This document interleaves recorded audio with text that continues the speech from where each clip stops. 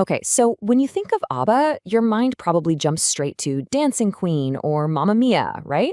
Just pure pop perfection. But what if I told you that the real story, the one behind the music, is this incredible masterclass in strategy, technology, and some just wild creative problem solving?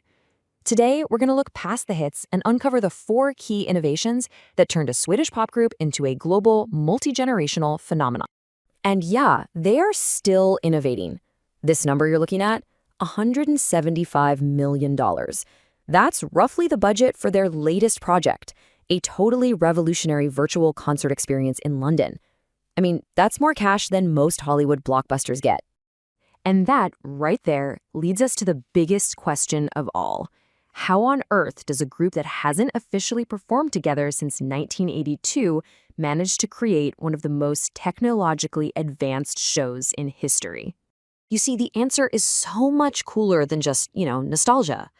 ABBA's entire story is built on tackling these massive challenges that would have completely derailed other artists. It's a 50-year history of relentless, brilliant innovation. So their first impossible problem was just getting noticed. You have to remember, in the early 1970s, the Swedish music market was pretty isolated. For a band from Sweden to get heard around the world, that was almost unheard of. They had to figure out a way to crack the global code. Their big idea? The Eurovision Song Contest. But even then, they made this huge gamble. The safe bet was a song called Asta Mañana. It was a beautiful ballad, your classic Eurovision winner. The problem? It really only featured Agnetha's voice. But instead, they chose Waterloo, this loud, in-your-face glam rock anthem. The costumes, the energy, the whole thing was designed to just pop on television.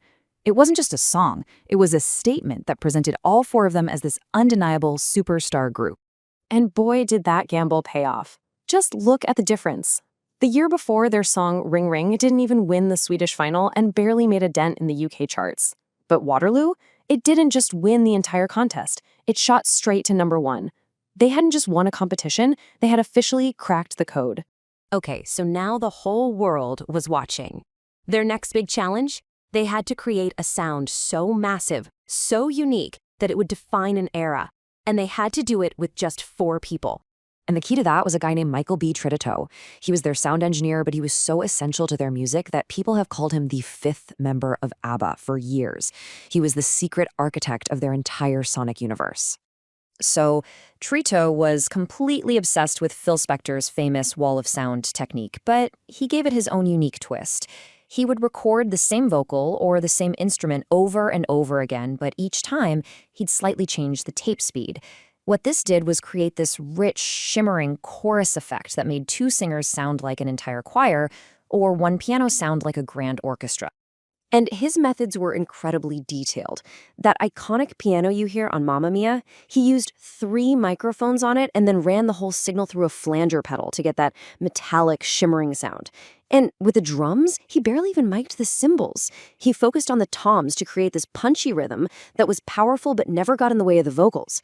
It was just pure genius in the studio. So, now they have a global audience and a signature sound. What's next?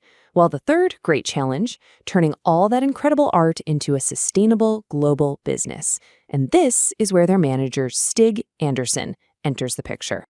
Stig's philosophy was simple: total control. He built a business model around what we call vertical integration. Their company, Polar Music, didn't just manage the band. It owned the songwriting, the publishing, the recordings, the whole shebang. In the industry, they just called him the business. And for good reason. And this absolute control led to some of the most creative business deals in music history. For example, ABBA was massive behind the Iron Curtain. But there was one huge problem. The Soviet ruble was basically worthless outside the USSR because of embargoes. So how do you get paid for selling millions of records? Well, Stig Anderson negotiated an absolutely groundbreaking barter deal. The Soviet Union couldn't pay them in cash, but they had plenty of oil. So ABBA became one of the first Western acts ever to get paid for their record sales in oil commodities.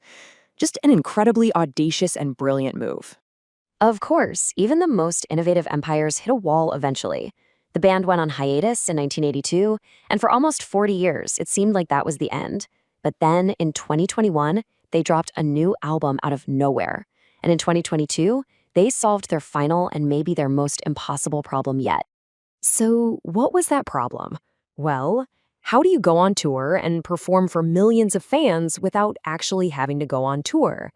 How do you preserve your legacy in its prime forever? Their solution was the ABBA. And let's be clear, these are not holograms. These are hyper-realistic digital avatars of the group, perfectly preserved as they were in 1979. And to create them, all 4 members, who are now in their 70s, put on motion capture suits and performed their entire 22-song set for 5 straight weeks. That performance data was then handed over to the visual effects wizards at Industrial Light and Magic to build their digital selves. I mean, the sheer scale of this project is just staggering. You've got over 1,000 artists working with data from 160 cameras, all projecting onto a screen with 65 million pixels. It is a completely unprecedented fusion of music and technology. So, you see, ABBA's success was never an accident.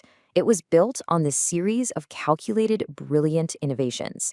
A strategic breakthrough at Eurovision, a totally unique sonic architecture in the studio, a boundary-pushing business empire, and, finally, a complete reinvention of what a live concert can even be. And that's really the ultimate takeaway here.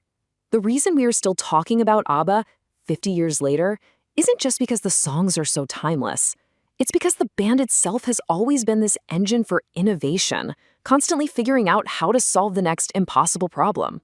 They've effectively created a brand new template for how artists can exist forever, performing every single night in their absolute prime. And that leaves us with a really fascinating question, right? Now that ABBA has built this thing, this new blueprint for an artistic legacy, who's going to be next?